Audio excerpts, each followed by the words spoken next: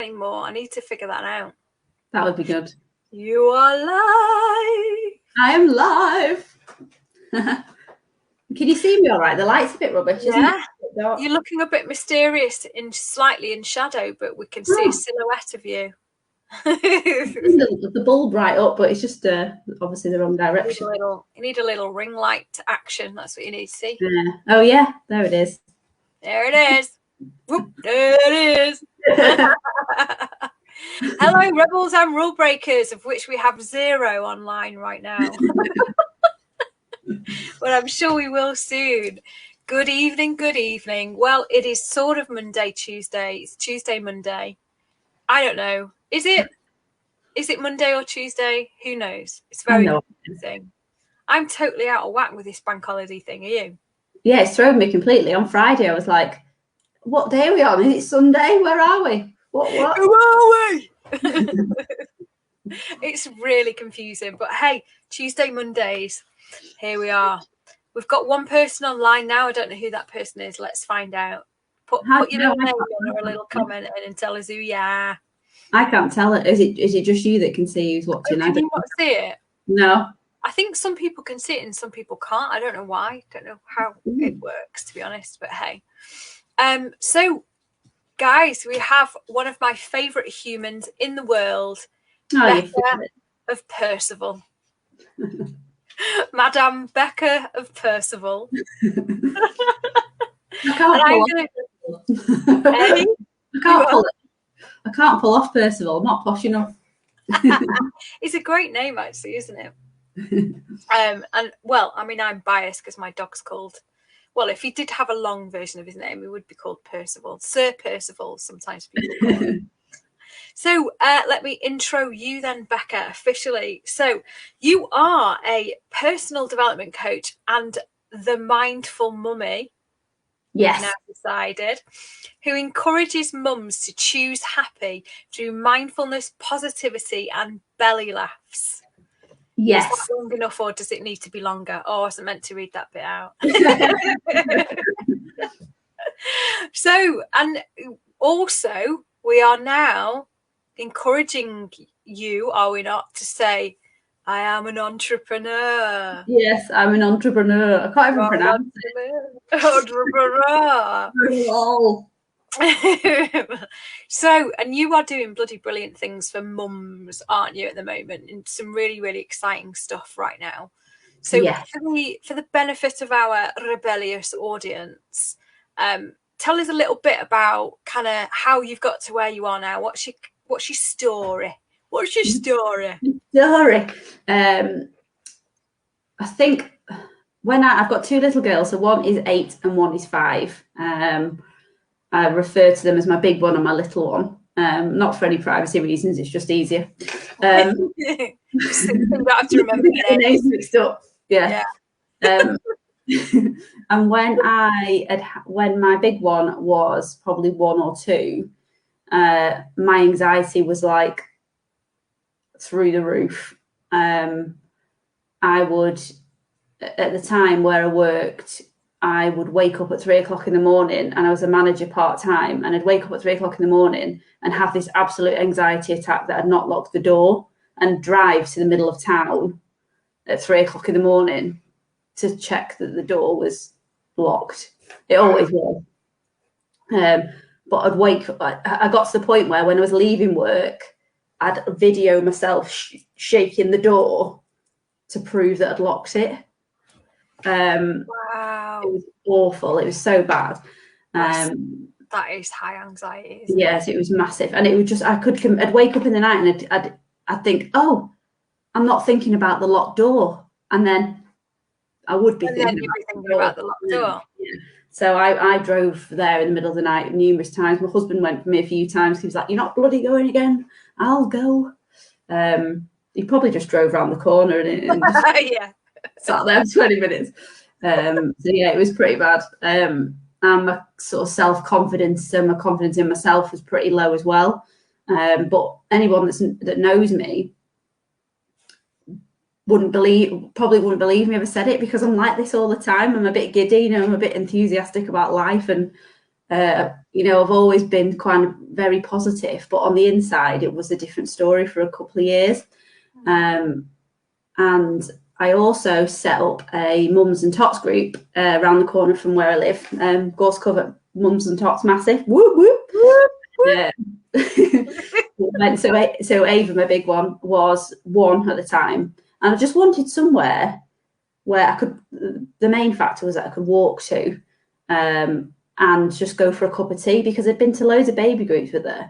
And you used to get eyeballed off the people running them, because, when you're a first-time mum, you have no idea what you're doing. Nobody's baby is the same. So you just want a bit of reassurance to know that you're all right. So if you're having a little chat with somebody and you'd get eyeballed because you're not singing the song, you think, for God's sake, she's fine. She's 8 weeks old. She don't care about the bloody song. I need to know I'm doing it right. So I set up a mums and tots group for mums, basically. So we had a load of toys donated, because I actually set it up in the November. So I put a message on Facebook saying, anyone giving away any toys? Of course they were, because they're clearing out ready for the December pile that's arriving. So I've got loads of toys, and it was basically just for the mums to come in, have a hot cup of tea, a piece of cake, and cry, or empty the, just be there, just exist. Yeah, just breathe. So loads of people will say that it was a nice mums and tots group because you didn't pretend that your baby was sleeping through the night. You didn't pretend that your child ate all the vegetables. It was completely honest. No, look at the bags. My child is not sleeping through the night, and they eat chicken nuggets. And so Twizzlers. Yeah, turkey twizzlers. Oh, I never bought them. That's one thing. I didn't go down that road. I like the dinosaur though. So yeah, and from that, talking to other mums, I've kind of realised that everybody was feeling a bit like that you've spent so long in this baby bubble, not concentrating on yourself at all, because 90% of the time myself look like a tramp, because you're just happy to get out of the house, with some snot on your ear and whatever. It's just any focus on yourself goes out the window. And then I went back to work after having my little one, and I got a job for a lovely company, and they kind of brought me back to life. I think that's probably the best way of describing it, is they brought me back to being myself again. So I remembered what my name was. So my name's Becca, not Mummy. Or it was Mum. Yeah, or Ava's mummy, or Annie's mummy. Yeah. Ava's mummy there. The funny thing is, all Ava's, they don't do it so much now, but when they were little, sort of age 4 or 5, they all used to call me Rebecca. I used to get my full name. But really? Yeah, I don't know where they got it from, because nobody calls me Rebecca. I don't mind. I like it, but no one can be arsed saying it. So went back to work, and absolutely loved the company. They were so nice. The team of people I worked with they were my tribe. You just fit in. And even if you're having a bit of a day where you're being a bit of a knobhead, if you're hormonal or whatever, they still love you anyway. Do you know what I mean? They say, you're being a knobhead. Come here, Come on, love. Yeah, it was be a little nuggy. Yeah, come on. And they just made me. Does anyone know what a nuggy is, by the way? If I do this, do I do this? Yeah. That's what one of my colleagues used to do. Dead tall, he'd grab me and he'd go, "Come on, Em." And I'd be like, "Yeah, not doing a knobhead. Why'd you neck him?" So yeah, and so the job I had, I was on reception, but I also did a lot of the. I looked after the vehicles. Anybody needs any help looking after vehicles, don't ask me. I also ran the social committee. We did annual wellness days, wellness weeks. I'm a mental health first aider. So I did all that lovely kind of social staff wellness stuff. And then I'd started looking at doing a life coaching course, because I started listening to a podcast by Brooke Costello. Have you ever heard of her? The American lady. Yeah, I think you told me about her before, actually, and I've not managed to look her up yet. Oh, she's lovely. She's just, you just really you're excited when you just hear somebody's voice. She's just lovely and really positive. So if anyone wants a new podcast, go for that. And I'd actually applied to do a free weekend course with the coaching academy. But then Corona arrived. I got furloughed, and they still did an online webinar where you could go along and check it out, the free sort of snippet. Diploma type thing, yeah. Don't they? Yeah. So I went along and then signed up for the course. I did the course last year while I was on furlough with the girlies. And very nearly got made redundant from my job. But they didn't want to lose me. So they popped me into the scheduling team. Now, I love the scheduling team. They were awesome, got on well with everybody so well, but the job, it's just not for me at all. It's just, I'm a bit of a free spirit. Do you know what I mean? And it just wasn't. Held you down. Yeah, I didn't. Clipped your wings. Yeah, I didn't like it. So I'd already started doing coaching and stuff, as a side hustle. So that's what they call it nowadays. That's what the kids call it. But then I thought, do you know what? Let's give it a bash. Let's do it. And so yeah, that's it. Basically, I'm here. You're here out in the world doing your thing and demonstrating how to do it. So tell me then, or tell everyone, I guess, about what is it who do you help? How do you help them? What's your mission? Oh God, what is my mission? Question, isn't it? Yeah. So I help mummies basically. I don't, to be fair, the majority of my clients are mummies, but I've also had a few boys that aren't daddies, and other ladies that aren't mummies. So always the way, isn't it, as a coach? You sort of know who you're targeting, but you end up gathering other people along the way. Yeah, I think with a coach, it's quite a personal thing. So if somebody likes you and just likes the way you are, they feel comfortable about, opening up to you and having that chat. Then anyone can, pop along, which is fine with me. But I, a couple of months ago, created my own membership called the Mindful Mothership. Yes, Emma came up with that name, everyone. That's why I'm still dead proud of that. I can't take the credit for that one. That was Emma. So it's a membership for mummies, and I teach them a lot about mindfulness, and we have a monthly group coaching session. We have lots of laughs, and my favourite part of the whole thing, I'm not going to lie, is the happy post. I bloody love it. Every month they get. It's such a lovely touch. I love it. Just love it. So they get a little envelope that makes me laugh because it looks like an always sanitary towel. I got them thinking turquoise is my favourite colour. It's my branding, and I looked at it and thought, wow, it looks like a sanitary towel. So they get, a few little goodies in there. So this month they got a postcard, a bit like this one actually, but it had a different. This one says, "Just wanted to say hi and I miss your face." But the one I sent out was, "If you stumble, make it part of the dance." They got a little heart that says "Choose happy," because that's one of my little catchphrases. They got a little tea bag because I'm also obsessed with tea, so I talk about tea a lot as well if anyone follows me on social media. So they got a little tea bag. So many jokes. I can see you thinking about it. What's a trick? A little tea bag. Got a little tea bag. I also got they get these little cards with little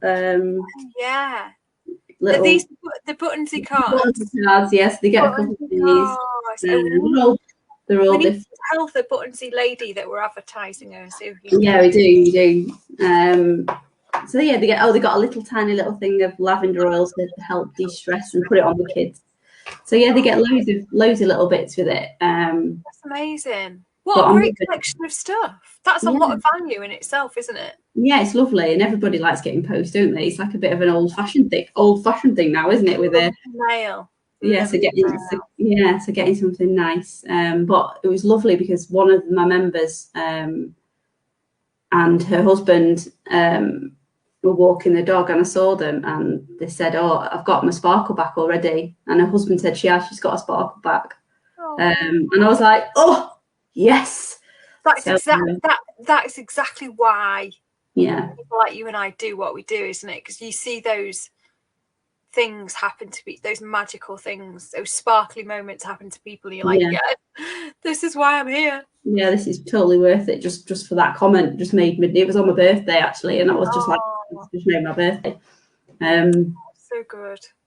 Yes, it was lovely, really nice. So that's my mission. My mission is to make mummy sparkle again. That's probably that's a good one. Easy, but we've had lots of conversations about this, haven't we? And about how when you're in the mummy bubble, and I can only guess what this is like from being in a puppy bubble at one point, but that lasted all of like a few weeks. But when you're in a mummy bubble for months and years, you sort of lose your identity a bit, and you get lost in this role, this all-important role of being mother and provider and nurturer and everything else. And then at some point you sort of raise your head above the water and are like, well, then who am I now? And what do I want? And that's why you're doing what you're doing, isn't it? To help people reconnect to that. Yeah, absolutely. And it's also it's a similar message to yours. Just be yourself. Do you know what I mean? You feel so judged, and you think other mums are judging you all the time. And don't get me wrong, there's some buggers out there that do, but the majority, this of course there is. But the majority of people are actually thinking the same as you. Oh my God, the mums think I'm rubbish. Do they think I'm a shit mum? My child's got no coat on and it's snowing. Are they judging me? No, because mine does the same thing. She takes her coat off in the snow. She's not bothered. And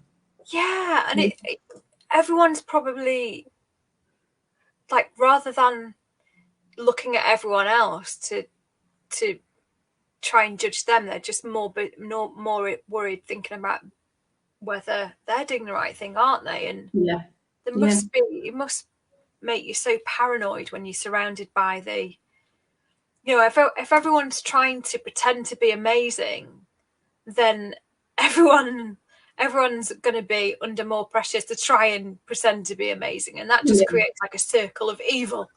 Everyone's going, oh, my child's perfect and I'm perfect mum. Oh God, how frustrating. And I've said this before, but I just don't. There's no such thing as perfect. Perfect does not exist. No. We're all human. It's a learning. It's like, I found out today one of my friends is expecting a baby, and she was like, Becca, oh my God, I'm so nervous. I'm going to be mithering you for tips. And I was like, I'm still learning, because I've now got an 8.5-year-old and a 5-year-old, but I've never had an 8.5-year-old and a 5-year-old before. Yeah. I've had 8 years experience, but I've not had 8 years experience with my 8.5-year-old, because she's only just, do you know what I mean? And they're changing all the time. Yeah. And this sass that's arrived age 8.5, what is this?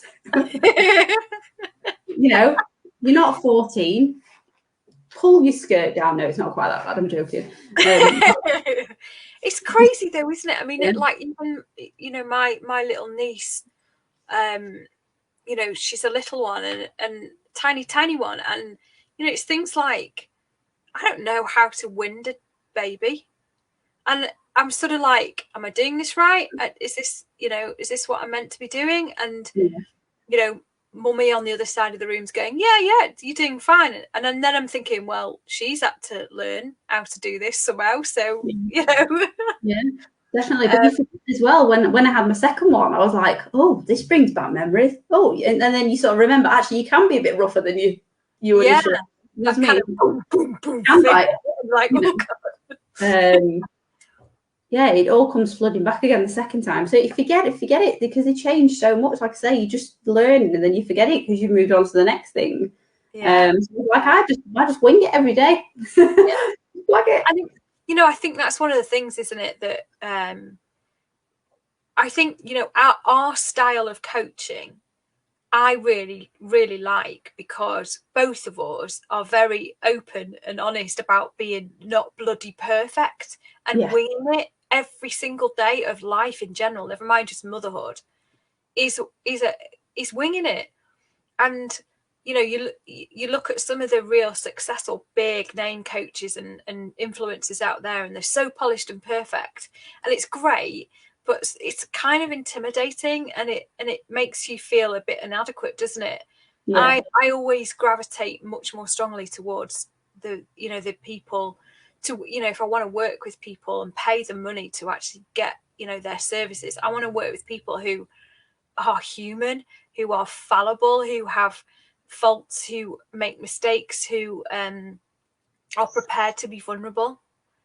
I think that nowadays connects with people a lot more than the slick machine that can sometimes be created. About, remind me of this conversation in 5 years when I've got a slick machine around me, like doing, and I'm like stood in front of a camera going, "Hello, let me tell you how I made £100,000 a month."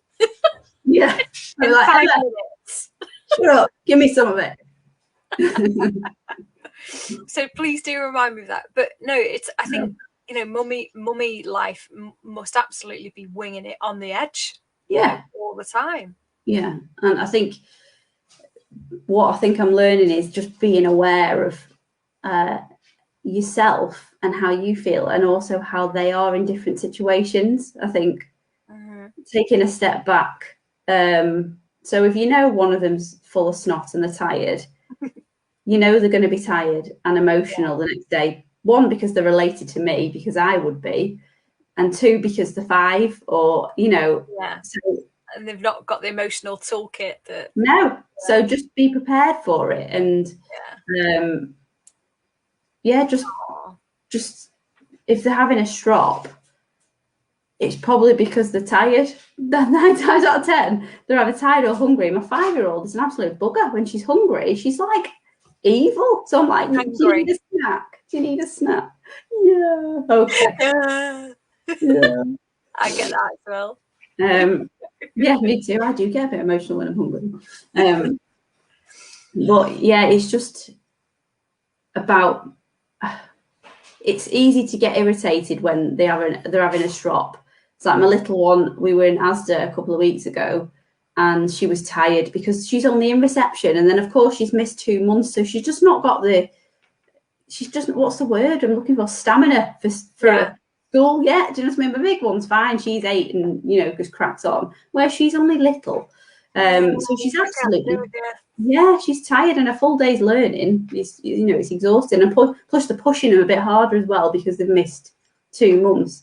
So we were in Asda. She's tired. I think it was a Thursday or Friday night, and I took them. I think it was a Friday night, so I'd taken them to get some popcorn and stuff because we were going to have a film night. All essential shopping. Don't judge. And gonna get them. Told you I'm not perfect. Soz. Not said that since I was about 16. Soz. It's boring being bloody perfect, isn't it? Yeah, it's boring. So I thought, oh, bless them, they're shattered. I'm going to go and get them some snacks and get some popcorn. And I'd got her. What else did she ask for? Oh, she wanted hula. She had this thing that she wanted hula hoops. She wanted cheese and onion hula hoops. She'd had them at school, and she just wanted some. So I said, right, you can have some cheese and onion hula hoops. Got some popcorn, and then it was quite a warm day. So my big one said, "Mummy, I'm sweating. Can I take my coat off?" But she was holding some. I bought myself some tulips. So she was holding the tulips. So I said to, I know I love tulips. So I said to my little one, "Can you just hold Mummy's bag for life while I just take Ava's tulips off her so she can take her coat off?" This is the worst day of my life. I was like, "Did you think you meant that you had to hold that bag for life?" Maybe she did. No, it clearly it seemed like it looking back, but I said, you only need to hold it for 30 seconds. Not for your actual life. I'm not carry it around Asda. Just take it, let her take her coat off. You know, that was it. That's all I wanted you to do. Oh, no. That's hilarious. And my first initial reaction was, I'm irritated by your behaviour because I've just got you a load of, well, not quite. I'm about to buy you a load of snacks, and you're being a bit of a brat. But when I sort of took a step back, I thought, she's tired. She's 5 years old. She doesn't know how to have a sensible conversation with me about the fact that she's tired. So I just bent down. Excuse me, mother. Can I just put forward here that I'm rather fatigued from the rather excessive day of learning. They've been pushing me very hard today. And the last thing I require right now is to hold this very heavy bag for life. And then now you're asking me to carry it for the rest of my life. And I'd like to communicate this to you sensibly, because quite frankly, I feel like I'm on the edge and I'm about to flip. Yeah, this is not going to happen, is it? So you are going to get you are going to get a strop. So I just bent down and I said to her, "Are you tired?" She went, "Yes, Mummy." I was like, "Do you want a cuddle?" She went, "Yes, Mummy." So I gave her a cuddle, and she was all then standard snot on my shoulder. And then I said, "Should we go and pay for these Crispies now, and then we can go home?" Yeah. I said, "Is it the worst day of your life still?" She went, "No, I'm better now." I was like, "Okay." But it just shows you just raise, rather than losing your shit with them, which is so easy to do, don't get me wrong, just step back, breathe, and think about their little emotions, and it just makes it easier. Do you know what? That's absolutely perfect advice, that is. And do you know what also strikes me about that? The fact that things at that age can be so easily solved, by just somebody going, "Do you want a cuddle?" Yeah. And actually, can it sometimes be that easy for us as adults? Probably. Yeah, I was just going to say, I'd be well happy with a cuddle. But somebody said to me, "Look, you've been a bit of a brat, aren't you? Do you want to cuddle?" I'll be like, "Yeah, I do." Yeah, I do. I listened to a podcast actually that was really interesting, and it was, I think did I tell you about this actually? I might have already told you about this. So this is for if anybody's watching. It was Rhonda Byrne, the secret lady. Oh yes, the secret lady. She's not a secret lady. She's just a lady who did the secret. She did the secret. And she did a podcast with Fern Cotton, the Happy Place podcast. Oh, yeah. Love that. And she was saying that when we are angry or frustrated or cross or whatever, we tend to try and push it away. So you can tell you're getting cross about something, but you try and push it aside. And she was saying what you should do is actually embrace that anger or embrace the frustration, because if you just sit with it, a bit like when you have a contraction when you're in labor, just sit with it and breathe through it, and you'll feel it you'll feel it dissipate. And the reason that we stay angry for so long is because we've not dealt with it, we've not just sat with it. And so sit with it, but don't add extra bits and bobs to it. Just sit with the feeling of anger or frustration or whatever. And she said that little kids do it up until sort of 5 or 6, they do it. So they'll be really angry and they'll embrace that anger. So they'll shout at you, but then it's flick of a switch, done. Have crisps. Yeah. Done. But we train them out of that. We train them to hang on to it. Yeah. Get to process. But this is, when I talk about the change in the channel technique and the Rebel Yell group and all of that, that's exactly the principle that's based on. That you have to, it has to cycle itself out of your system, and kids intuitively know how to do that. Yeah. Then we learn to not do it.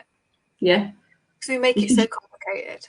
Yeah, but it's funny because I was thinking about it, and so if they're having a bit of a strop, and then all of a sudden, so if they're having a bit of a strop and you sit them on the knee, you're like, "You all right?" And then all of a sudden they'll start laughing, and so your initial thought is, "So you're not really angry? You're just pulling my leg? Are you?" So then you get irritated by that because you think you've been duped. It's not. It's because they've felt that anger. They've shouted and had a strop about it, and now it's gone. And now it's sorted. Processed it. Yeah. I'm binging all over the place. Sorry about that. So yeah, it's interesting because then we go, "Well, is it just crocodile tears? Was that just And it's not. It's just that they felt the emotion. It's dispersed, and now they're moving on. I must admit, I love it when I'm in public and you see, when you see kids doing the crocodile tears thing and they're doing that. Yeah.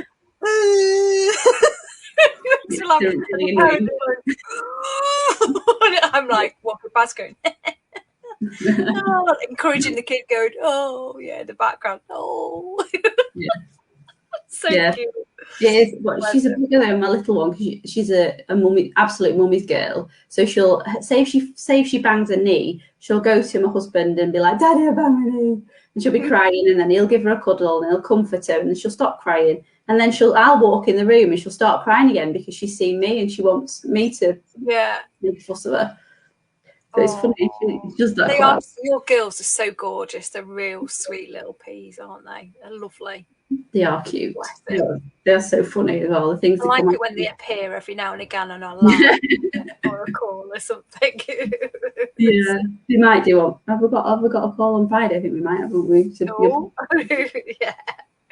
So would you? I definitely would put you in the category of being a little rebel, Becca. But do you consider yourself to be a rebel? Yes and no. I think it depends. More yes, I think now. I think I used to be so, and it's still a work in progress, but I used to be so bothered about what people thought of me, and I used to be so bothered about people liking me. But I feel like I'm rebelling against my old self. Does that make me a rebel? Yeah, that makes a lot of sense. So now I'm just like, if you don't like me, then that's absolutely fine, because I don't like everybody. Yeah, so, that's it. And sorry, I was just going to say, it's funny, isn't it, how, I don't know whether you do this, Emma, but with me, is I always seem to be more bothered about people that I'm not actually that fond of, what they think of me. Is that a thing?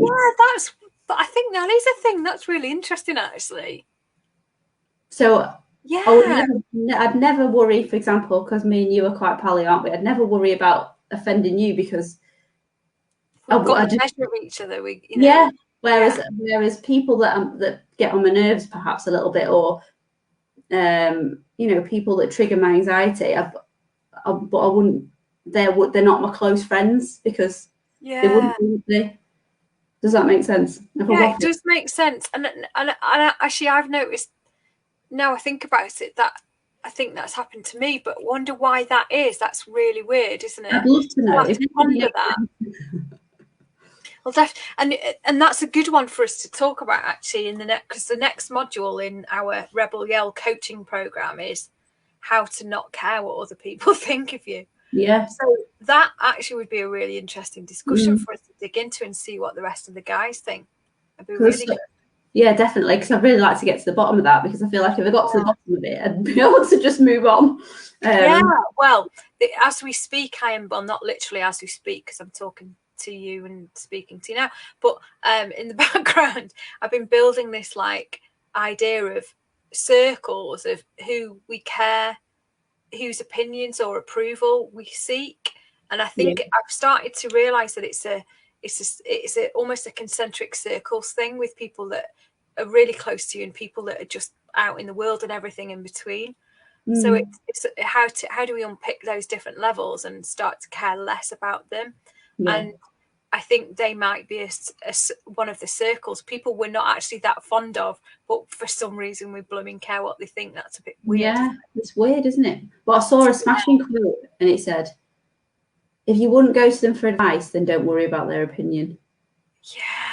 Which is absolutely bob on. Yeah, it's really good. But yeah, really good. Don't forget to mention that when we do our next coaching call with the group, because that's really good. Yeah, I like that quote. Yeah, it's really good. So, I think you are a little rebel, and one of the things I do love about you is the fact that you are absolutely unapologetically you. And I know I've only known you in more recent times, but I've seen you blossom through that time. But you are very much kind of, hello world, this is me, have me or don't, and that's what this whole community is about. And I think you actually demonstrate that really well. So it seems like a real natural progression that you would have your very own mindful mothership tribe to help to do that. Yeah, love my little tribe. It's funny though.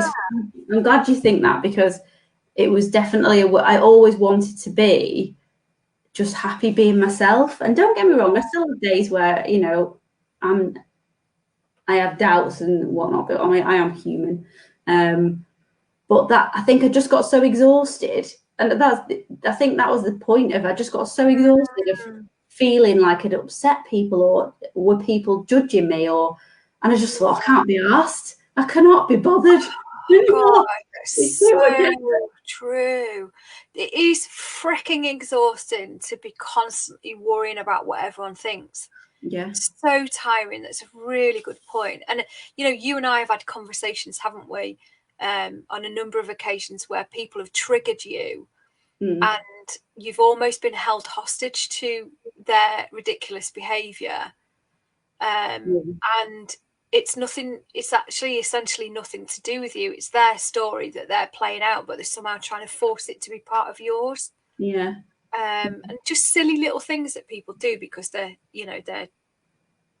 something going on in their lives, or, you know, they've got some belief system or hang up or something that makes that happen. But it's just drama, isn't it? You know, we keep coming back to this drama thing. But yeah, I just can't be bothered. More off. Yeah, it's just so tiring, and actually, it's a lot. It takes energy in terms of bravery to be who you are and to learn to love who you are. But that's a much more fruitful use of your energy than wasting it on just being tired because everyone's, you know, you're trying to be everything for everybody and be the thing that they want you to be, or you're worried, or you think they want you to be. You know. Yeah. Yeah, it is just bloody exhausting. It is. That's a quote from Jay Shetty. I love a bit of Jay Shetty at the minute. But he said, "You are not what you think you are. You are not what others think you are. You are what you think others think you are." Mind blown. Do you want me to say it again? Yeah, say it again. It's a good one. You're not what you think you are. Not what you think you are. You're not what others think you are. Yeah. You are what you think others think you are. Oh. Boom. Boom. That was just what I was going to say. Boom. Jeez, that's good, isn't it? It's true, though, isn't it? It's so true. You act differently with different people because of the way you think they perceive you.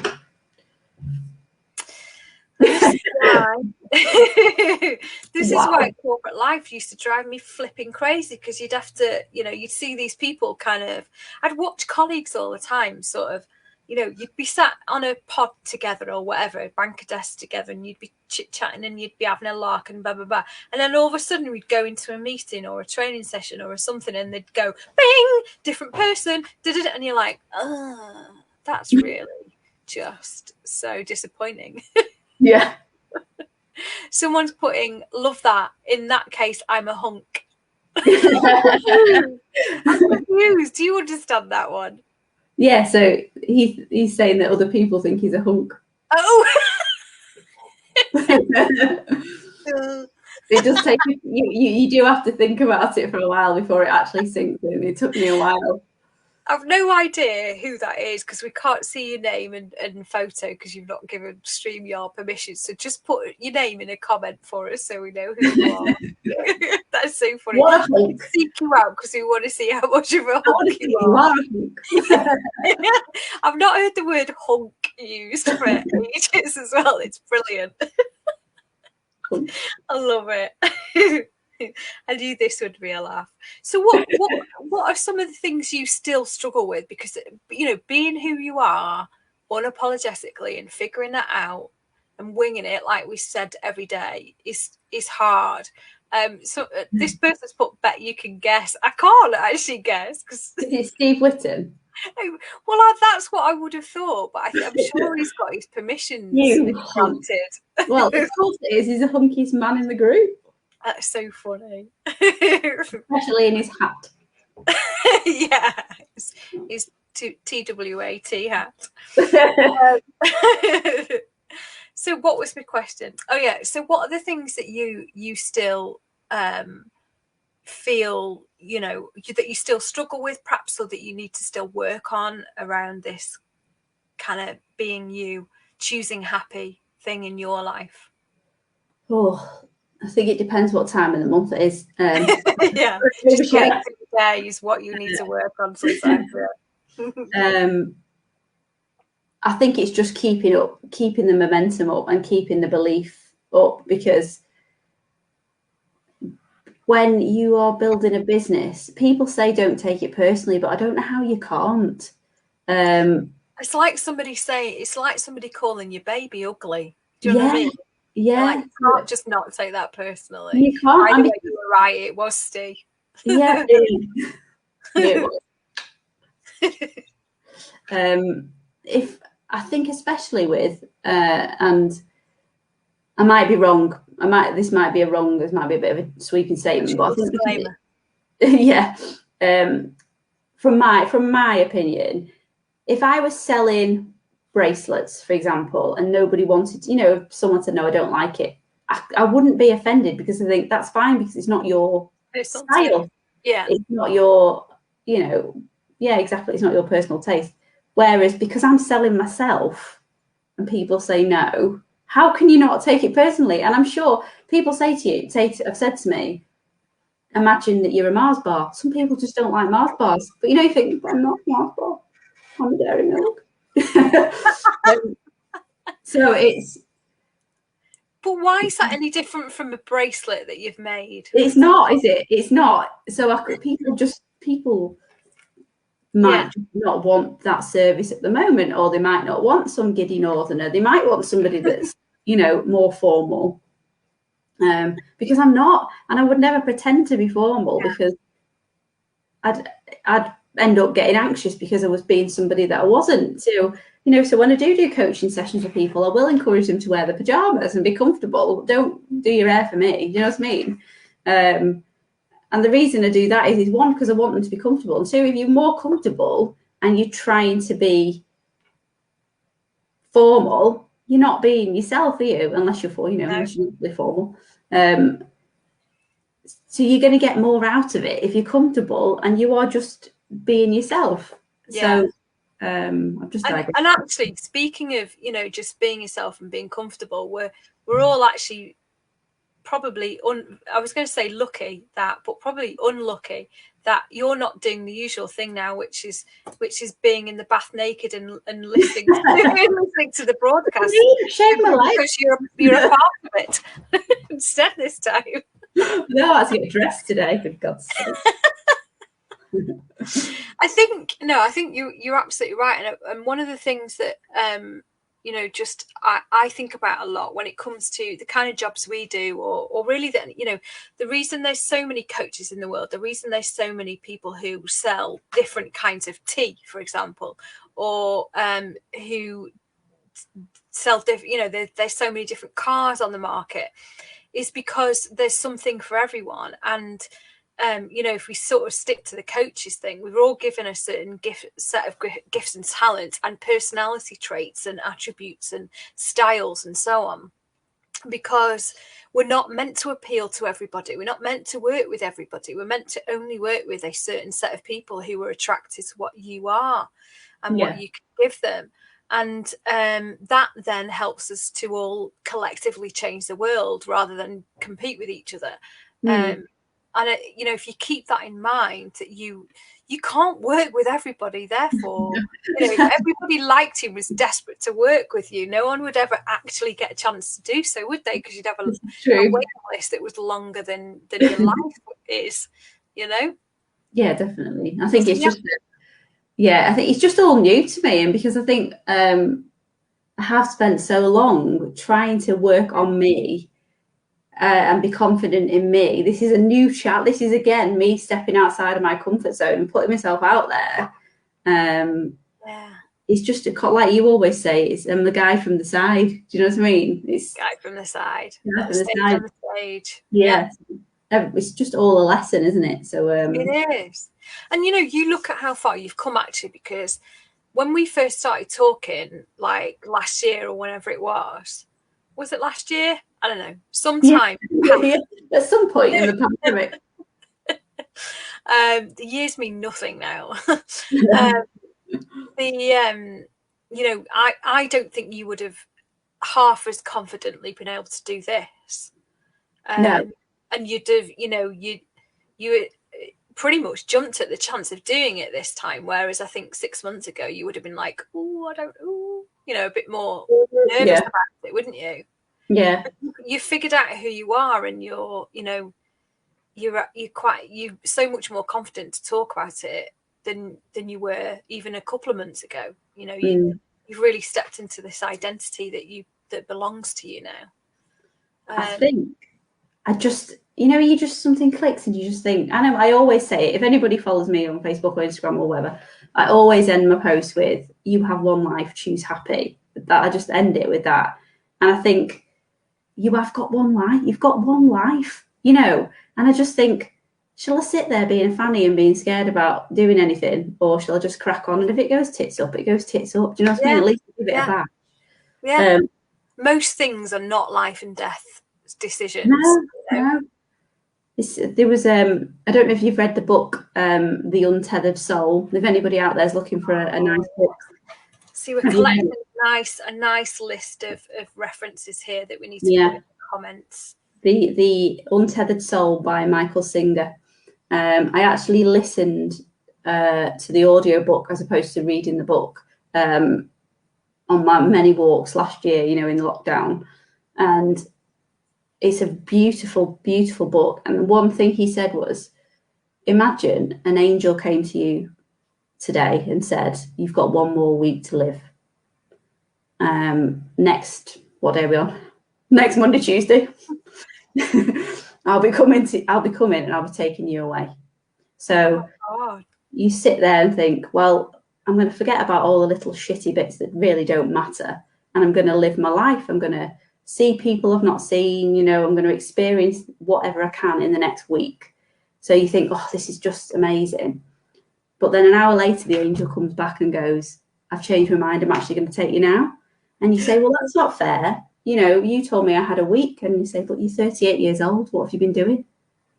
Oh, my God. So that was like, oh, my God. Yeah. So it was a really poignant moment in a book. I know it's a bit mind-blowing, isn't it? So I just thought, that's so true. Are you emotional, Emma?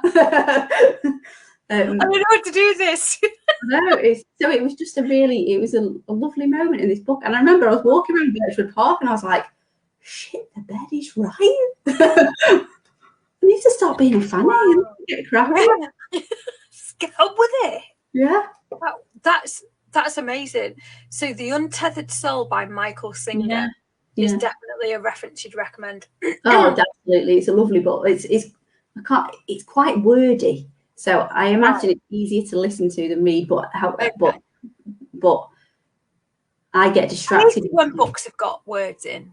Yeah, no. Well, you don't read picture books. I know what I mean. I think if I was to read it, I think it was easier to digest listening to it. That's my personal experience, because normally when I get a book out, it's at the end of the day and I'm a bit tired. Yeah. So I think it's the kind of book that I would need to listen to.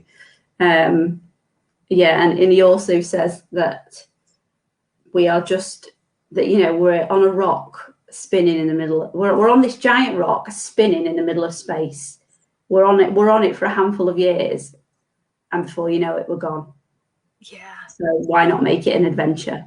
Oh, God. Give me the goosebumps, girl. No. Steve is saying, spot on and great timing for that insight. Excellent. You hunk. So speaking of books with pictures in, you're a fan and sort of got me onto. I'm going to muck this up now, but I'm going to give it a go. The horse, the boy, the fox, the hedgehog, and the octopus. The boy, the mole, the fox, and the hawk. The boy, the horse, the fox, and the mole. See, you don't know. Now you put me off. Yes, by Charlie Maxey. Is it how you say it? Maxey. Yes. So I don't even know how you say it. Such a beautiful book. It is a beautiful book. So nice. The pictures, the illustrations are absolutely stunning, and the words are even more stunning. Yeah. I'd massively, and it's a kind of any age book, that isn't it? It's a kid's right. Yeah. 150. Yeah, definitely. Absolutely gorgeous book. So we've got that. We've got The Untethered Soul. You recommend the Happy Place podcast with Fern Cotton. Yeah, love it. Love particularly it. the Rhonda Byrne episode. And the Jay Shetty one were both really nice. Shetty one, good. We'll put some of these in the comments as well after we're done. And also, you mentioned Brooke Costello, was it? Yeah, Brooke Costello. I'm not sure how you pronounce it. I'm sure it's Brooke Costello. Is it with a C or a K? Is it what? Sorry, Costello. Is it Costello. See, well, you were joking. I was like, you're pulling my leg. Full up onto that. We'll get those in the comments of people to refer to. Who's sort of in the limelight would be like ultimate rebel role models for you? Oh, absolutely, Gemma Atkinson. I would lick her face. She's just. She probably wouldn't like much if I did. My Uncle Dave does that when we all get together. He's not done it for a year, obviously, but normal service will be resumed at some point, I'm sure. Yeah, he does this thing where it's so annoying. You know, you do a big family get together and you've done all your makeup and you feel lovely. The typical thing is, I mean, he's been known to wrestle me to the ground in younger years when my back's not been as dodgy as it is, and lick my face. That's the kind of family I belong to. Oh, mine not that. And of course, you're like trying to fend him off, and you're that giddy and that kind of like, oh god, get up. You go weak, so you can't actually fight. Yeah, fight for yourself. Yeah, and then what yourself. Anyway, so Gemma Atkinson, what was it about her that's so role modelly for you? I just love her. You just want to be somebody's best friend / lick her face. She's my girl crush, Gemma Atkinson. She's just normal. Do you know what I mean? She's just normal and she's just completely herself. She's into fitness and stuff like that a lot more than I am. I'm going back to the gym next week, so if you see me walking about like a poo in my pants after all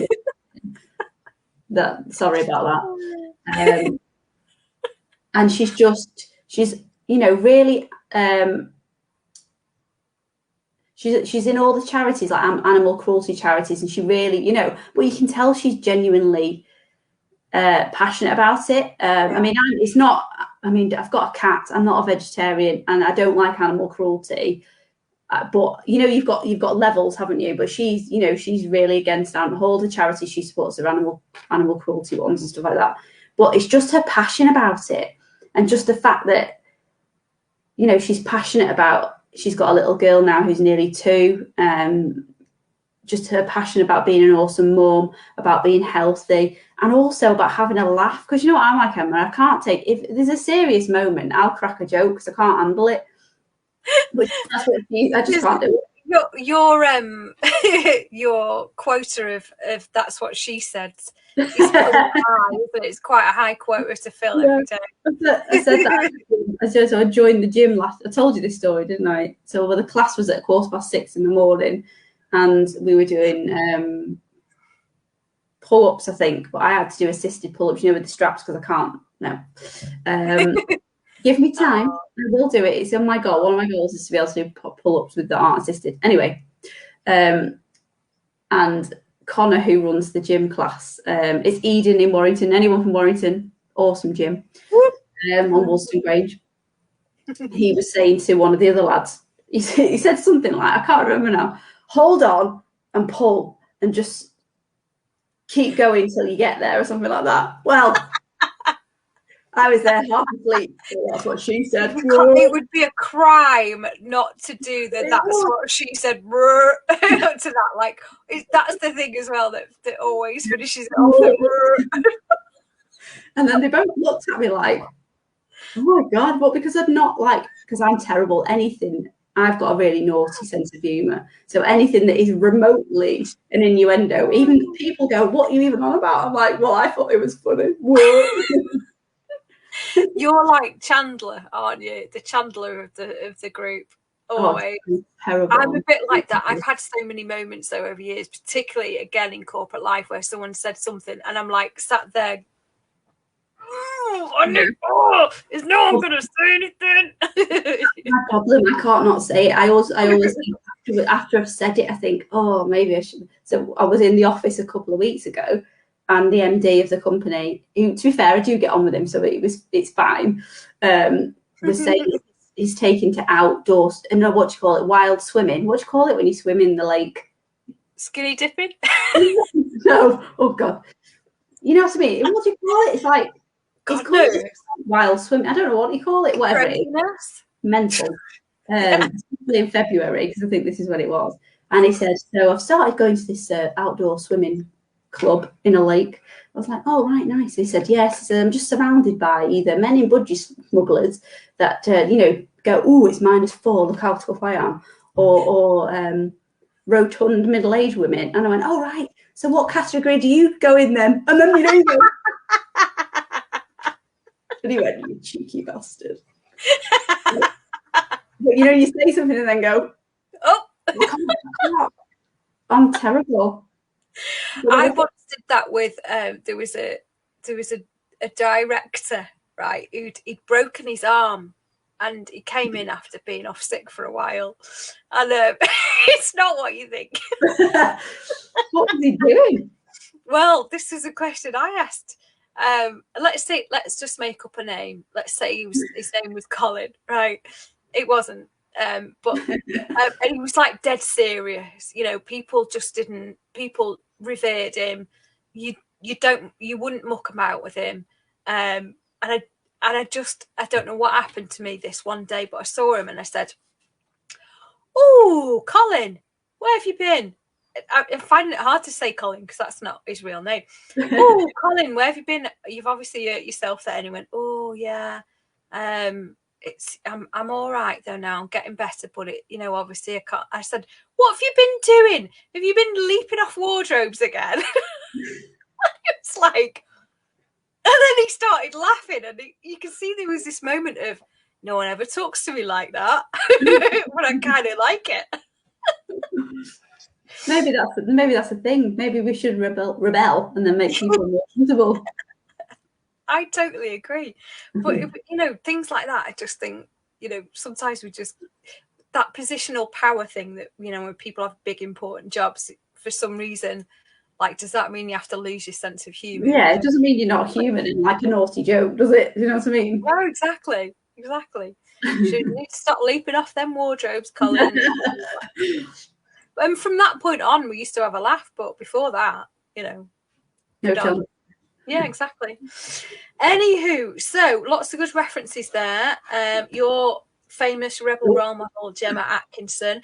What's one tip? So if we round this up with some of Becca's words of wisdom, of which you do on a regular basis on a Wednesday, don't you? So tune into those Wednesday words of wisdom, and that's on your Instagram and your LinkedIn and Facebook, isn't it?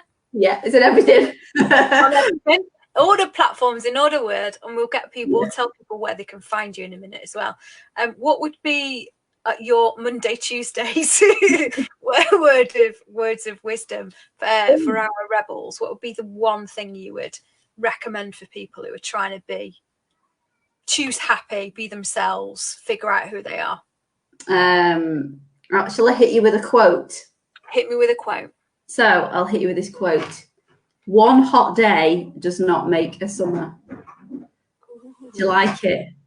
So basically, to explain it, if you're trying to rebel and you're trying to choose happy and you have a bit of a shit day, it's fine. Carry on tomorrow. So one hot day doesn't make a summer. Unless all of us who were trying to, get beach bodies ready for this summer where we're, another lockdown summer probably. We'll probably be able to remember that when we have a chocolate day and we have to get back on it again afterwards. Yeah, absolutely. After all the Easter eggs are gone. Yeah. got loads.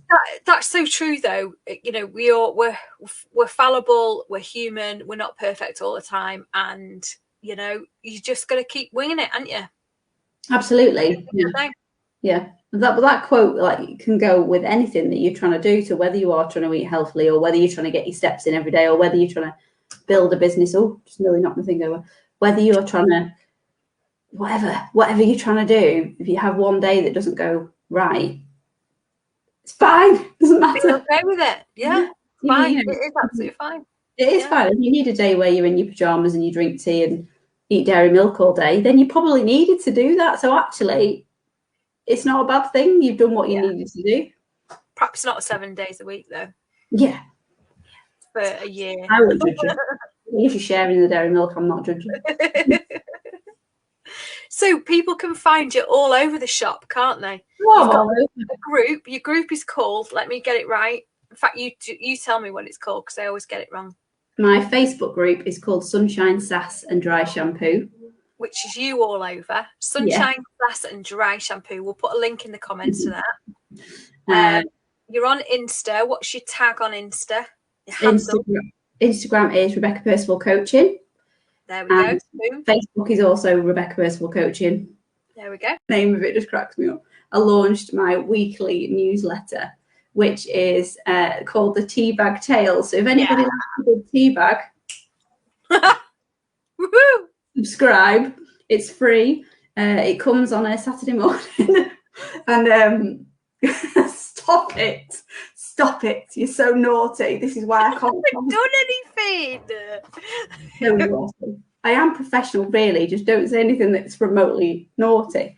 It arrives on a Saturday morning, and it's just a roundup of the week. So it's light-hearted. It's got a few tips in there. You know, I've had some lovely feedback from my first one. So if anybody would like to sign up and do so, the Teabag Tales. Teabag Tales by Becca Percival. That's got a book written all over it, hasn't it? Yeah. I don't know what's in it. It's probably innuendos in your endo. And all the paper will be stained by tea. With like tea ring, like cup rings on it and things like that. Yeah. Oh, I like it. There we go. Arty. Oh, Becca, you're a joy. Thank you so much. This was absolutely as fun as I thought it would be. I knew it'd end up naughty. I was so good. There was a few things you said and I was like, don't do it. We held on, didn't we, for a while? Yeah. Oh, I love it. So go find our Becca on the old social media platforms. We'll put some links in for those good things that you recommended. If you are a mummy who needs to find her identity, reconfigure who you are, then the Mindful Mothership may well be for you. Yes. So it's good fun as well. It's very similar to this conversation. It's real. It's real. It's real. Yeah. Absolutely. On my shoulder. Well, good work, Mrs. We'll stay in the studio once we've ended the thing, just to debrief, like we do. But thank you, everybody, for listening and watching. If you're watching this on replay, please put a comment in, and feel free to go check out whether Stephen Whitten is indeed a hunk or not. He'll just be wearing the hat. Oh, thank you so much, Mrs. And thank you so much. You're welcome. Have a nice rest of the week, everybody. Bye.